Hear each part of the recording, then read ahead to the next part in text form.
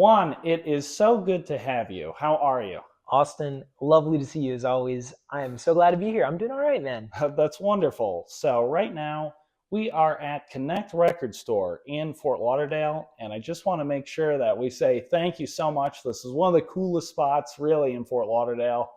It's brought so many people in the kind of art community together since it's opened, and Mick and Natalie are just amazing. So, yeah, thank you so much to Connect for having us here. Yes, this place is spectacular and very tastefully decorated. It is tastefully decorated, isn't it? Yeah, the decor around here and all the kind of stuff. I even have a piece up on the wall over there. Really? Do you? Yeah, I do. Where is it? It's right next to the Oh, I cash see it. register. Yeah. Oh, that's spectacular. Thank you. That's awesome. I love that. Thanks, man. That's So, very cool. anyway, so Juan, you are a bit of a rising star, I guess. Really an emerging creative coming out of South Florida, aren't you? I suppose so. I dabble. Professional dabbler. Well, you definitely more than dabble. You've done some really interesting and actually several multimedia projects that touch on so many different aspects of the emerging technologies right now, haven't you? Thank you, man. Yeah, I've been busy. I've been busy doing a lot of cool stuff in XR, VR, but mostly just kind of anything to do with extending reality, mixing it, shaking it up. Yes. And right now you're over at Gnomecap Games that you've just founded Yeah. with your friends. Is that right? Yes, I just started Gnomecap Games with my friends, and that's been really fun and a huge challenge too. I mean, I'm pretty young, and we're all young. We don't really know what we're doing, but we do have the conviction that we we want to make really fun and cool games together.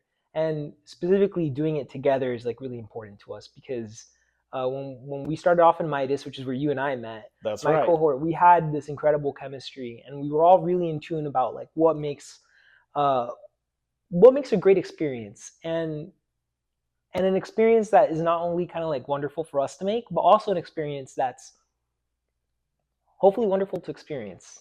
Yeah, I see exactly what you're saying. So tell me a little bit about you and your friends' time in Midas. And by the way, I think I know everyone that's involved with the studio. Of Yeah, course, I think I know you best. So could you call them out and let us know who the other co-founders are? of course. Okay, we've got let's see. I'll start off. Justin Gast, wherever you are. Justin Gast, Logan Kemper, and Kali Malali, Okay. and Aiden White Pfeiffer, Oh my who gosh. I've been working with as well for a long time. All five of us together Wow. have had a great time working to make just cool stuff. Cool stuff independently sometimes, but together in terms of, if I ever have a problem, I'll text, Justin and Logan specifically because they're my dev friends. So Sure. I consult with them just a ton. Uh, but when it comes to art, Kylie and Aiden are two of the most spectacular people that I know, and they do just wonderful work, and I trust them completely. Oh my God, that's amazing. So what and when was the studio founded? Um, that's tricky because technically speaking, in terms of when we were kind of like a documented organization, Hmm. that must have been in about, say, Okay. April of 2024. Okay. But we knew that we wanted to work together, and we had kind of put together a Discord for ourselves to Wow. kind of just start talking and working together and just brainstorming ideas and throwing things out there. That started as soon as we graduated, from Midas. Wow. So that's, let's say, May 2023, Okay. as early as then, and we knew what we wanted to be called then too, Cap Games. Oh my God. So Yeah. you're coming up on almost 2 years. Is that right? Yeah, two Getting years there. of just being in the loosest sense of what it means to be an organization. Sure. That's what we were for, 2 years. That's amazing. So can you tell us a little bit about, what kind of projects have you all taken on in that time?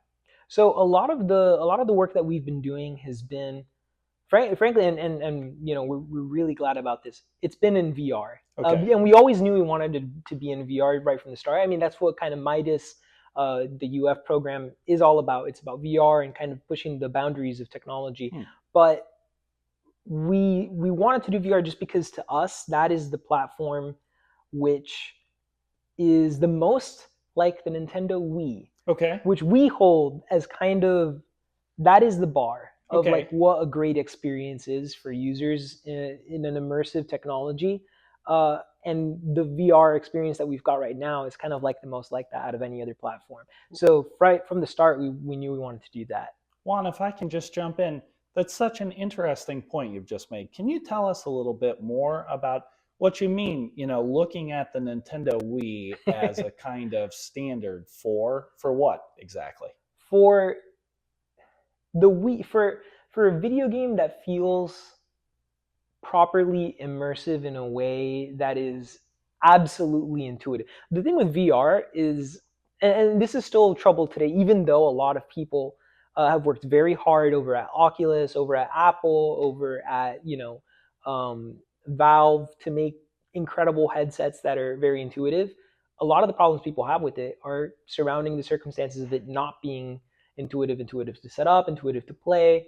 A lot of that has been solved, Okay. but the Wii, right? If you think about like an interaction for something as simple as like a tennis game, Sure. um, with the VR controller, you should just be able to like swing your arm and hit the ball, Okay. and that is the case largely, right? But it's the same exact interaction as you're getting with the Wii.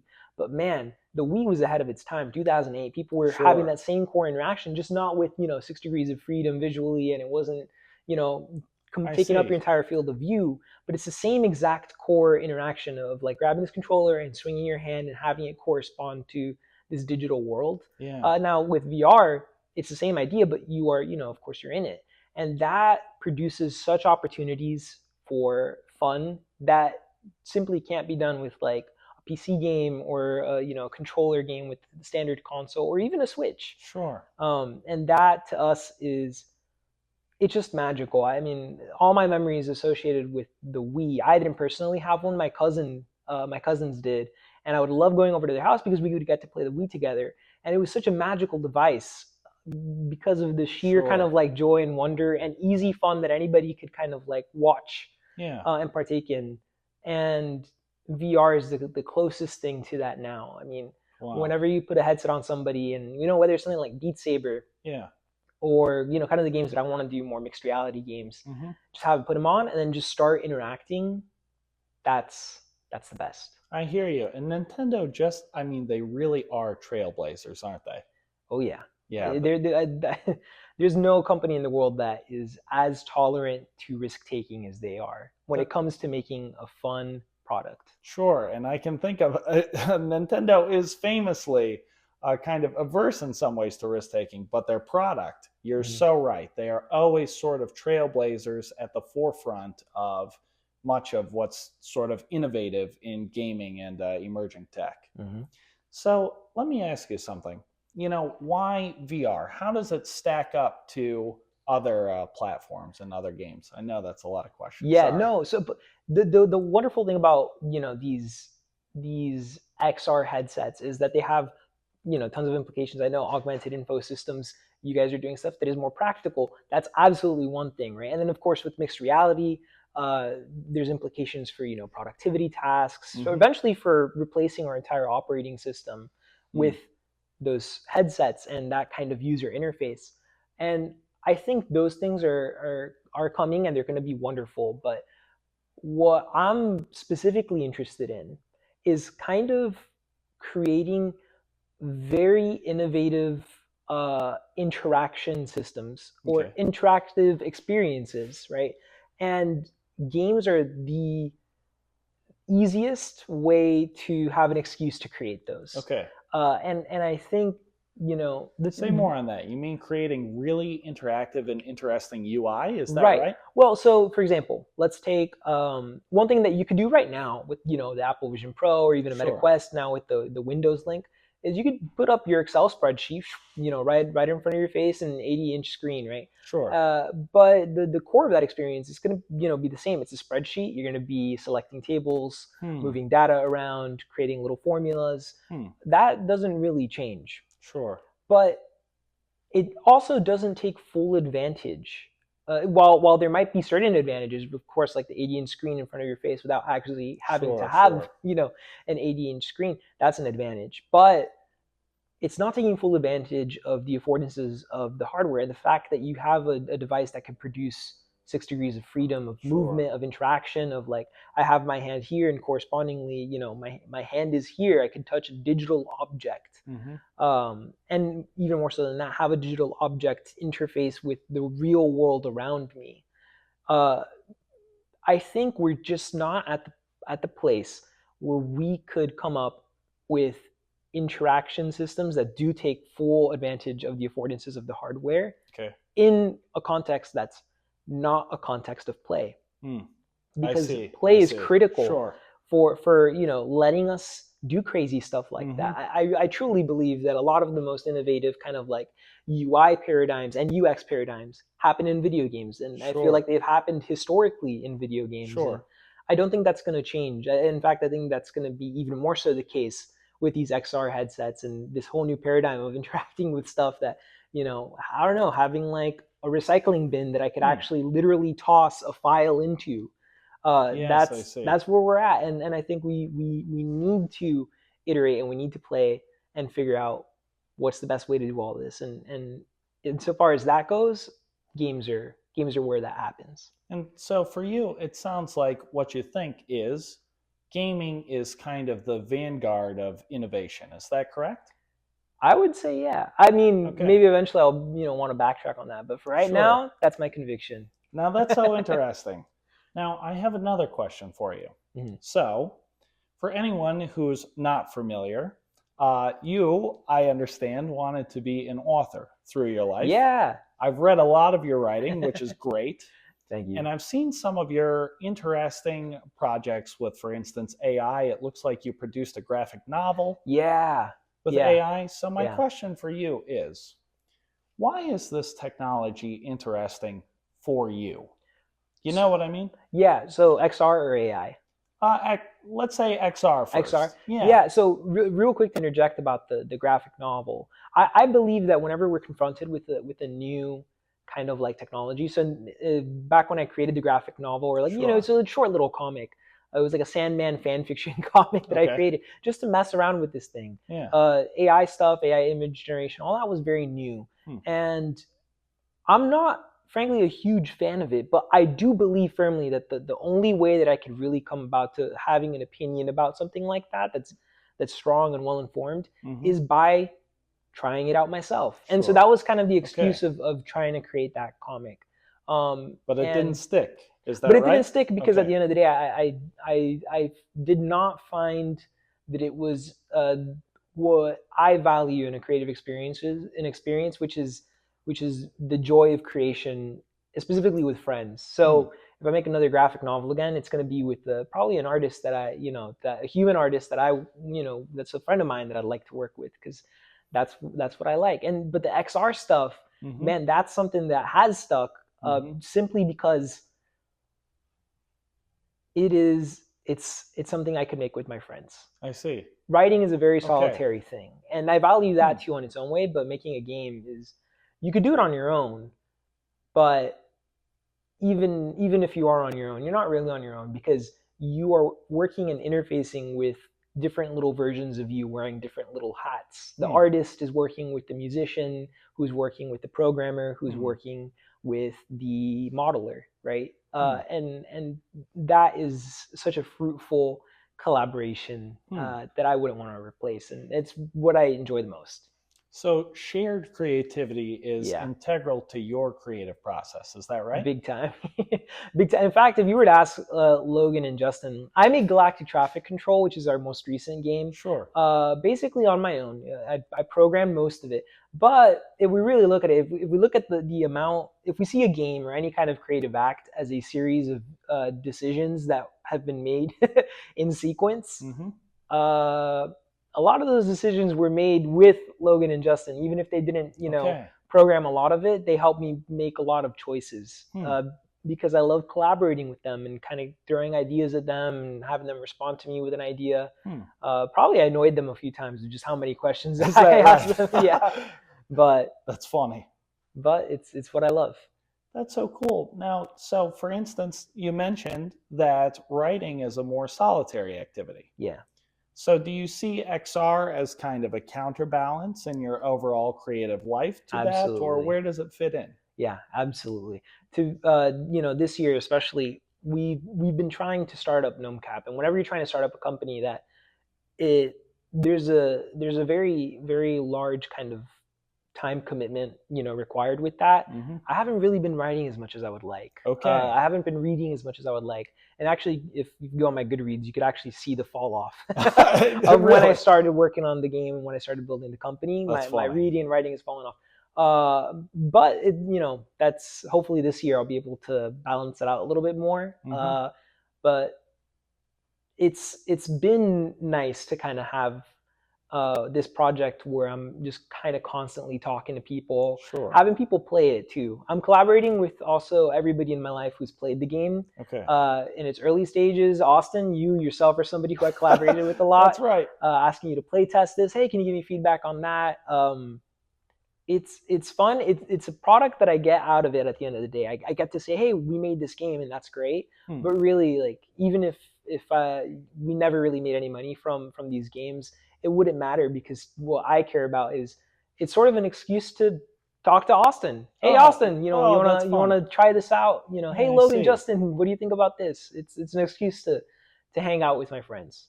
Now, Juan, this is something interesting that I want to touch on here. So, I've read through a lot of what you wrote, and I noticed in particular you have two pieces on kind of the concept of greatness, or where you touch Mm. on ideas of becoming great. Mhm. Now, where does that fit into, for instance, your authorship, production, but also working with your friends, etc.? I mean, are you what you know? I guess what I mean to ask is, what are you chasing? What are you trying to do with your art, really? So especially uh, back when I was really early in my university days, that was a question that I was like really preoccupied with, is like, how can I truly become great at something? Like, what does it mean to reach that level of excellence? Hmm. And these days, I'm not as worried about it. Okay. I just I kind of settled on, like, that what matters is just showing up, doing the work, and making small adjustments over time. The more work that you produce, the more that you kind of create things and share them, and try to listen to your own internal compass and your taste about, like, what is good, what isn't, what works, what doesn't. And eventually, wherever that, if you follow that road, wherever it will lead you, it's not for you to determine how you become great. But I remember back then when I was thinking about it a lot, one thing I did settle on is that you can't become truly great without some level of proactivity. Okay. You need to be kind of engaged in a very visceral way with what you're doing and why you are doing it. Hmm. So, for example, to me, writing, if you are just writing based off of kind of your gut, but you're not treating it with sort of the craft and respect that it deserves, if you're not engaging with it very seriously, and trying to understand why it is that you love this piece of writing and why you Mm-hmm. don't really love this piece of writing, you're not going to be able to discern what those components are and then Hmm. produce it yourself. So I think some level of proactivity is required. Hmm. But I say seriousness, that's a funny thing, because being serious, it matters, but only in certain contexts. Like, I think you need and this is what I've come to find, especially as I'm making um, Galactic Traffic Control, building out Gnomecap. You need the right amount of disregard for kind of like the heavy trappings of like what you're doing, Hmm. and also respect for it at the same time. You need to balance those two things. Hmm. So, for example, if you get too caught up when you're trying to start a novel or an album or a video game, Mm-hmm. and you're getting too concerned with, like, okay, what are the themes going to be? What is it? Mm-hmm. How am I going to achieve this level of technical excellence? I want to do this, and that. You're not going to get very far, because you're Hmm. going to get daunted by your own kind of like invisible expectations on your shoulder. Hmm. What you need to do is treat it like play. Okay. Like, you just start off and make something that appeals to you in a way that it might even be a little niche. Make Okay. something that tickles you specifically, and develop on that. Keep Hmm. following that little tug until you've got something. Then once you have that something, you could be a little bit more discerning. You could kind of cut at it, be more exacting, tweak things, twist the knobs a little bit, pull the lever, whatever you have to do. But if you start twisting the knobs and pulling levers before the object is even there, it's not going to happen. You're not really going to get anywhere. So Juan, I hear kind of two competing notions in what you're saying, right? Yeah. On one hand, there's this drive to get the themes right and think through and seriously undertake the creation of a piece of art, presumably with some end in mind, although we can maybe touch on that later. But then you also mentioned that, maybe this is something that is evolving within you, or maybe it's something you've always felt, but that creation is also valuable for its own sake. And that, perhaps the broader meaning of your life is achieved in just creating by itself. How do those mesh in your head? I mean, where are you at on those questions? So it's definitely what I've been thinking about earlier. Really? 2-3 years ago, you asked me what it's all about. How do you make something great? I mean, I'm probably on that spectrum of like exactingness to kind of looseness and subconscious play. I'd definitely lean a lot more this way, and I think that's my predisposition. I'm very like kind of type A, so I like for things to be organized. I like for things to have structure, to make sense. It can be convoluted. It can only make sense to me, but as long as those things, have that structure, that's what matters to me. So what I wanted to hear, what I would love to hear, is that actually you could make an incredible novel, or you could make an insanely wonderful game by just following steps, A, B, C, and D. Okay. Right. And doing this, doing that, making sure that you got your themes on lock and your prose is good. Okay. Like a formula. Right. Like a sort of formula, right? And if you just do that, it'll all work out and it'll all be perfectly fine. Yes. That's what I would love to hear. But the reality is that that's not quite the case. Sure. And, I think you'll see this a lot with, in the world of novel writing, and I'm sure this exists in the world of, game creation too. And that's something that, I only know how to make a video game the way that I've ever made it, because I taught myself how to make video games. And I'm not sure it's the right way, but I also am not sure if there even is a right way. But in the world of writing, you'll hear it a lot. There's like people who are outliners, and then there's people who are pantsers, people who do it by the seat of their pants. And both of those methods are extremely popular, and people lean one way or another, or some mix of the two all the time. And I think that's naturally so. I think this tension exists anywhere that you can find it. If you talk to somebody who's, I don't know, like the fantasy author Brandon Sanderson, for example, is somebody who meticulously plots and outlines his novels. But then you got somebody like, I don't know. Let's see. My creative writing teacher back at the University of Florida, Camille Bordeaux, she's a wonderful fiction writer. She just released a new book, The Material. It's really wonderful. Her methodology was a little bit, more introspective, letting the novel kind of reveal itself step by step as you write it. A lot of authors write like that, and everybody's producing great work either way.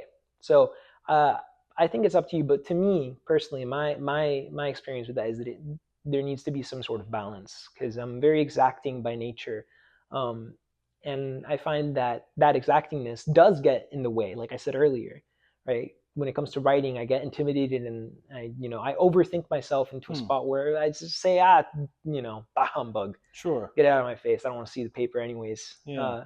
So having that balance is really important for the creative process. Now, it's so interesting that you mentioned this, because as I think over, the first project that really caught my attention that you did, and the one, of course, of The Sea is the Sky. Oh, right? Yes. I mean, that blew me away when you made that project. Thank you, man. And really, in the context of VR storytelling, right? That's a thin field. There's really not that much going on in VR storytelling, right?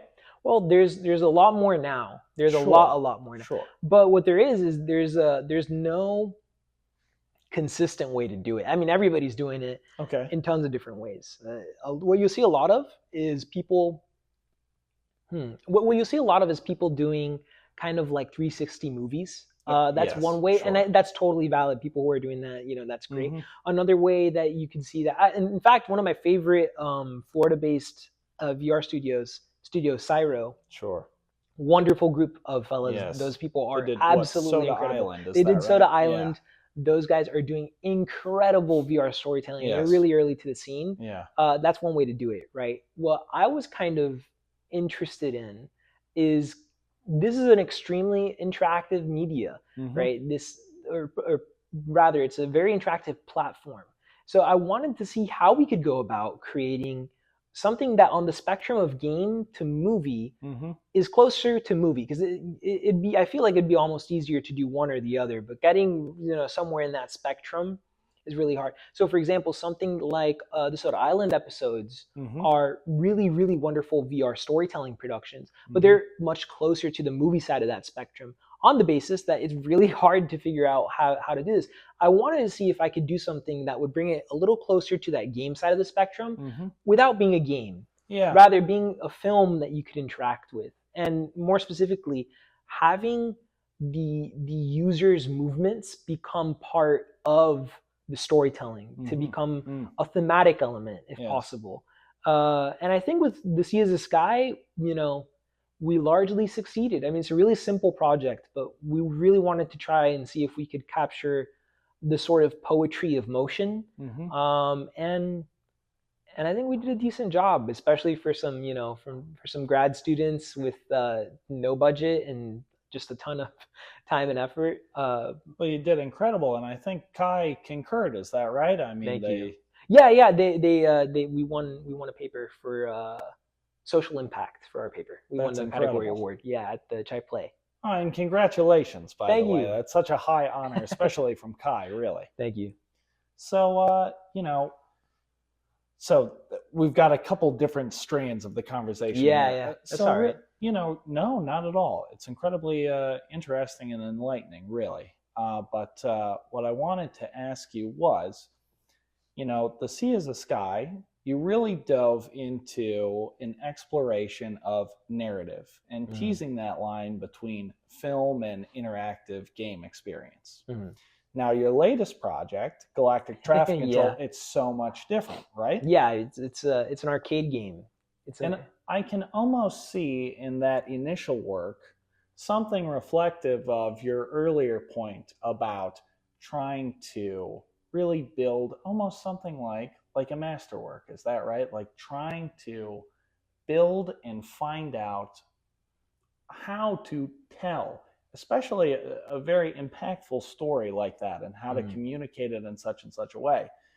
Then right after, as you mentioned, lately I've been thinking about, taking maybe a more loose approach to creation. Then you built an arcade game, is that right? So so I went the whole opposite other way, and I think that maybe I think for the near future, I'm probably going to oscillate between those two ends of like trying to make something that's very narrative heavy and kind of more I don't know, prestige, I guess, and then trying to just make stuff that's like fun and silly. And I think I'm just going to oscillate between those two things in perpetuum forevermore. But maybe somewhere I'll like settle down the middle. For right now, at least for Gnomecap's purposes, what I'm really just interested in is making really fun interactions. Sure. I'd love to make some, really great narratives eventually, but for right now, really want to nail those interactions and just make something really, really fun. Now, it's so interesting because there's this constant debate in games, gaming entertainment media, about the value, the deeper kind of cultural value of video games, and if they can truly rise to the level of art on the level of, for instance, movies or literature, right? Nintendo's often kind of lambasted for their approach in building very gamey games that are, sort of mechanic focused. When you think about Smash, for instance, right? If you try to pick apart Smash and sort of derive some deeper inner meaning from the game, perhaps there's something to find, but it's not really as clear as other, sort Right. of types It's of not media. Red Dead Redemption 2, which is That's like right. it's a very narrative focused game, and thus has all that like prestige association of being kind of, the thing is that I have found I am not so much. I think I think Nintendo's right, because the thing about games is Hmm. that it's not really about the game itself. It's about the player's relationship with the game, Okay. and so trying to make something that is, at least in my current stage where I'm at right now, a lot of great game makers can do this. Where I'm at right now, if I try to do that, I would be led astray very quickly by trying to make something that has that kind of like prestige narrative thing. I did it on the outswing with the Sea is the Sky, Hmm. but I think Nintendo What do you mean led is right. astray? Can you tell me? Well, so okay, what I mean by that is that, especially with VR being Hmm. such a new medium, uh, we really have to be okay with not knowing what we're doing and not knowing what's going to work. What kind of interactions are going to work, what's going to be okay. Uh, and the only way to do that is in a context of like low stakes and just focusing on fun.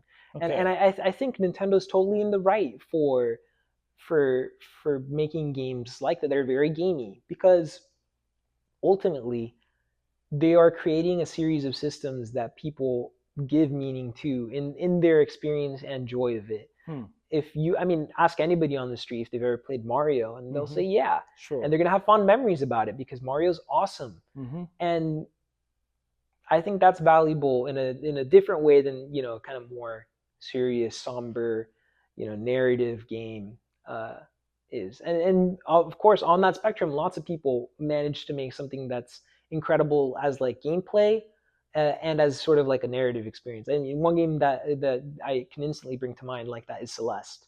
Okay. Right? That's a game that is very rich mechanically, but also textually, like having Sure. themes. And Yes. Yeah. so somewhere on that spectrum, I many games see. land. And Yeah. but Yeah. right Yeah. now, I'm totally okay with just making stuff that's really fun. And in fact, I'm okay with making stuff that's fun and maybe not even very impressive. Okay. And then as long as I'm enjoying it and whoever's playing is enjoying it, that creates all the value that I want out of it. Well, Juan, I suspect that you hardly have to worry about making Thank something you. that's not impressive, really. Your work really has, I think, it's sort of taken off in a way. I mean, watching you develop as an artist, a creator, and now running your own studio, really. And it happened in such quick succession. It's really only been a couple of years since Midas, right? Yeah, it's been, oh gosh. Let's see, we graduated May 2023. So not quite a year. Maybe it has been a year. I don't Oh know. I my can't do. gosh. No, yeah, it's been a year. Yeah, it's been a year. But almost two. So, with that in mind, you've mentioned that you'll sort of be oscillating between building out narrative and sort of gameplay focused games. Yeah. So you've just launched Galactic Traffic Control, Thank you a very much. gameplay focused game. Yes. So where will the pendulum swing next? What's coming for you? Oh, I'm staying. I'm staying on the gameplay focused games for now. Okay, Yeah. for a while. For at Okay. least a little bit. For multiple reasons. I think when we're starting off creating this game studio, Mm-hmm. it only makes sense. And also because we're such a small team with Mm-hmm. little to no budget, Sure. it only makes sense to make small games. Hmm. And I think that's perfectly fine. I think small games are going to be really important, especially in VR, because VR is so nascent. And again, people are still trying to figure out what are the best interaction paradigms. And in fact, what's the best thing in the market? Nobody could have predicted Gorilla Tag being such a Okay. huge explosion of popularity. Uh, it just couldn't have been done because Gorilla Tag had never existed before. Hmm. There was no equivalent in the VR industry. The next most popular game, the most popular game, Beat Saber, is a Sure. totally different kind of game. Yeah. It's an arcade rhythm game. Yeah. So we're still exploring, we're still figuring things out, and I think the best way to do that is to make small, self-contained, gameplay focused games. Now that's so interesting. Now, it comes to mind that you've recently, you've launched a mixed reality title. Mm-hmm. And mixed reality, especially with shared spatial anchors. Mm. For instance, Unity doesn't even have their own sort of shared spatial anchor launched, right? I mean, it's still only available through Meta, is my Right, through the understanding. Meta SDK. As far as I know, that may be the case. I'm sure it'll change very soon. The Unity Sure. team, those guys making the XR interaction toolkit, Oh, of top class. course. But for right now, yeah, it's largely, at least in my development experience, it's been Meta SDK. And I only mean to highlight its newness. Yes, is all. yeah, it's brand new, and it's crazy what kinds of experiences people have already made. So, how do you think that mixed reality gaming kind of changes the horizons of gameplay? Is there anything new that you can do with it that you really are so excited about that you wouldn't do it otherwise? Or how do you feel? So I love mixed reality games, Me too. especially with the Quest 3 and the Yeah. Quest 3S. I mean, that's why I made Galactic Traffic Control. Sure. Galactic Traffic Control is a very simple game, and in fact, it's an adaptation of a flat game that I really enjoyed as a kid. Flight Control on the Sure. iPad. I would play it all the time, drawing little paths for airplanes to their airport with my finger Yeah. and the iPad, an iPhone before that. And that game at the time was relatively new because the iPhone was new. Nobody had ever made a touchscreen before. Yeah. And I think that game must have come out like 2-3 years later. There's been flight control games before that for PC and stuff, but it was so perfectly suited for touchscreens that it was a no-brainer. And I felt the same way about the flight control genre, but for mixed reality. It's so perfectly suited Sure. for, being in 3D space that I had to do it. And I think from now on, the games that I'm going to try to develop, especially for mixed reality, are going to be those kind of no-brainer games that just translate so well that playing the 2D version feels like an impoverishment as opposed to just like an equal thing. I see. That's kind of the goal because, so for mixed reality, what I love is to talk about Galactic Traffic Control. My favorite bit of the game is grabbing asteroids and then throwing them against the wall and having them explode. Sure. It's not the most advanced usage of the fact that you can put stuff up on your wall. One of the games that does that really, really wonderfully is Walltown Wonders. Oh, yeah. Having that whole gameplay loop of building out insane. a little city on your wall, that's incredible. Yeah, it really is. But for Galactic Traffic Control, I really want to just focus on the interaction of the guiding spaceships with your hand. Specifically, I love hand tracking. Yeah. Being able to just do that. Just so easily, naturally, intuitively.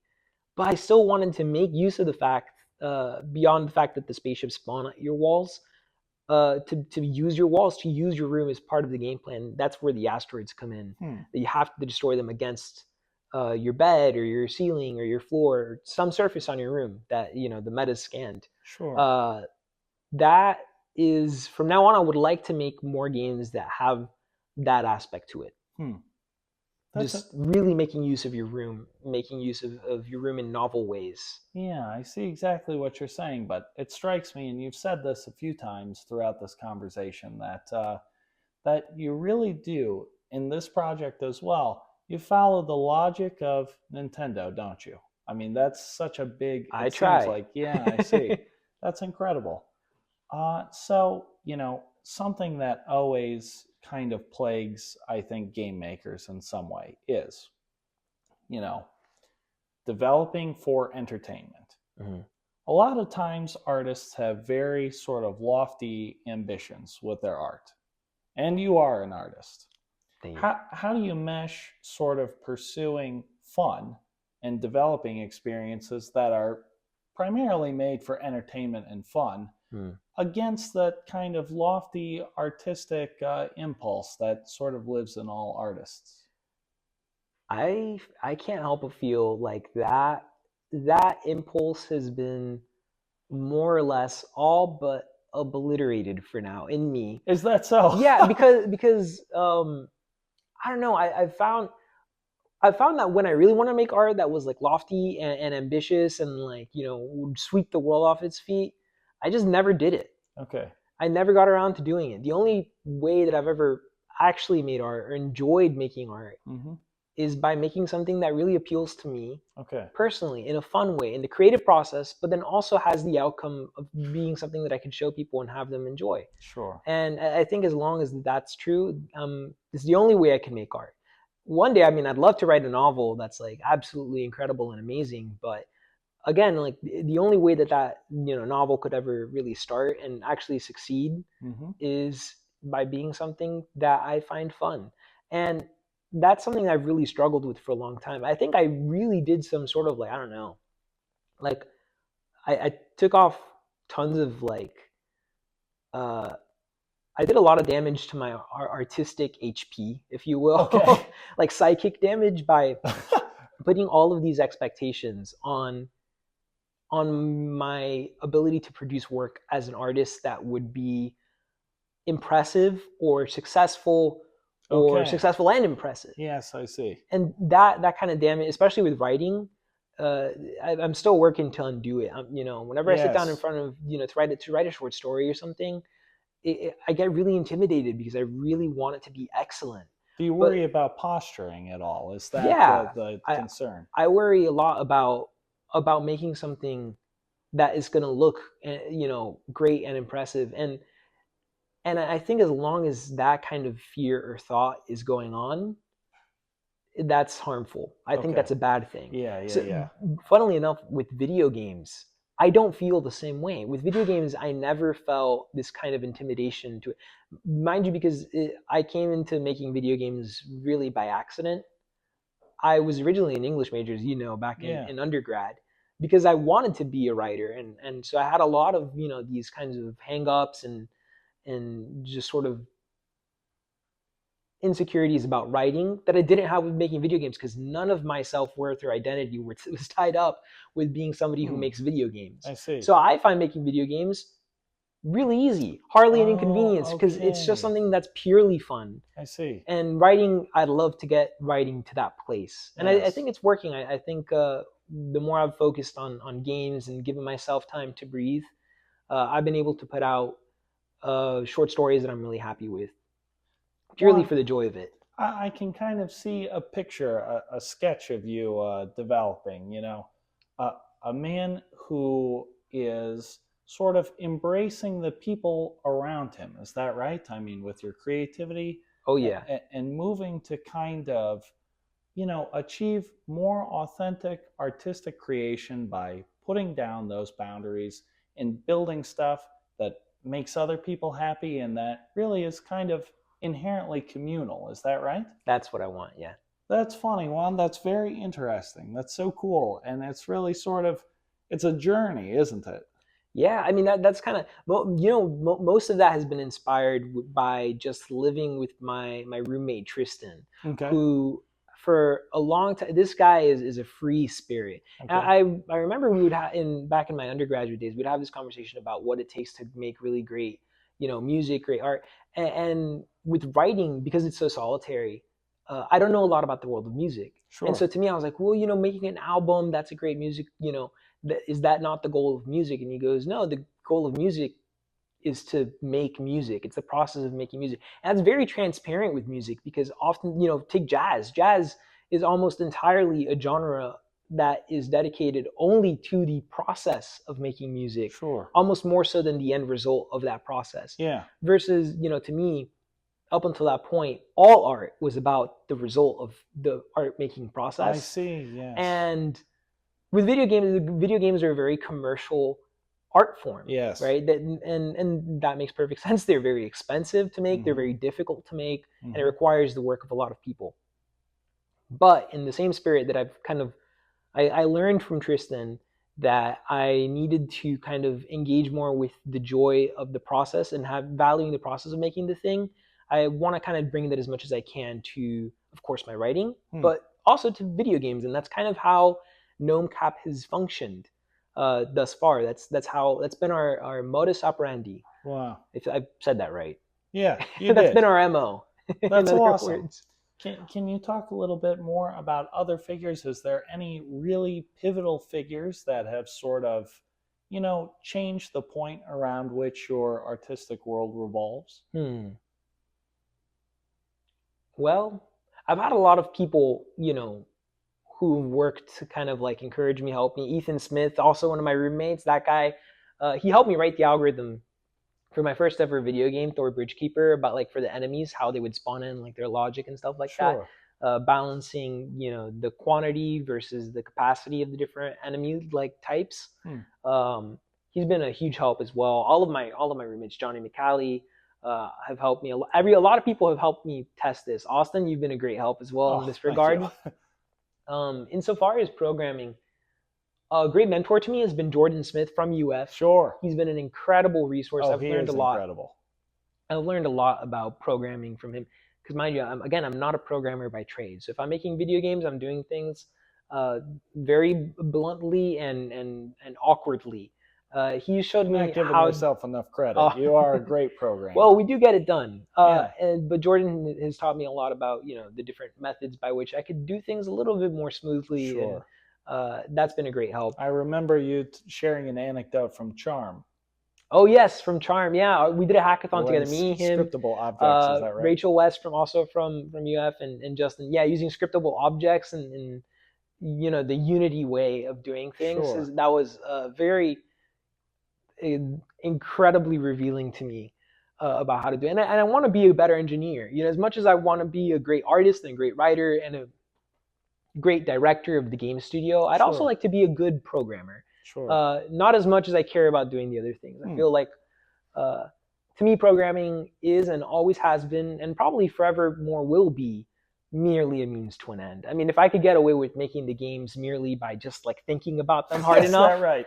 I would do that instead. But programming has always only been a way for me to tell stories, and it needs to not go any further than that. But I do enjoy kind of becoming better at it. But I see eventually maybe if Gnomecap keeps growing and it makes more sense to have other people lead engineering on the team, sure, then I'm more than willing to step back away from the keyboard. No, I see exactly what you mean. But with what you've mentioned about growing your other skills, etc., it seems to me that, you're at a part of your life where you're really in motion. And with that, I want to, sort of, I think we're, sort of moving towards the end of our interview here. I want to ask you, you're in motion. What are your dreams? Where are you heading? Oh, man. Who do you want to be? I am really concerned right now just with launching Gnomecap and making sure that I have this company going so that me and my friends forevermore have an excuse and a means through which to keep on making games and hanging out. But the way that I'd say, I'm at a point right now in my life where I am actually really, really happy with where I am. I'm a little bit more broke than, is maybe ideal. Sure. But beyond that, like the way that I'm living my life, the stuff that I'm doing, the freedom and liberty with which I could create, I'm exactly living the life that I want to live 50 years from now. Oh, you're living the life of an artist. Is that right? I'm living the life of an artist, and I'm making art and I'm having fun doing it with my friends.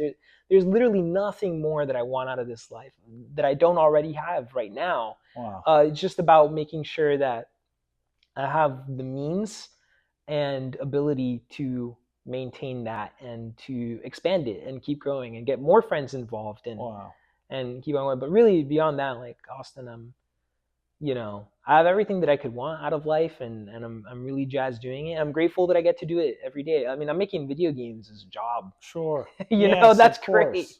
That's great. That's really fun. Wow. I can't complain, Well, thank God there's no greater reward in life than satisfaction, is there?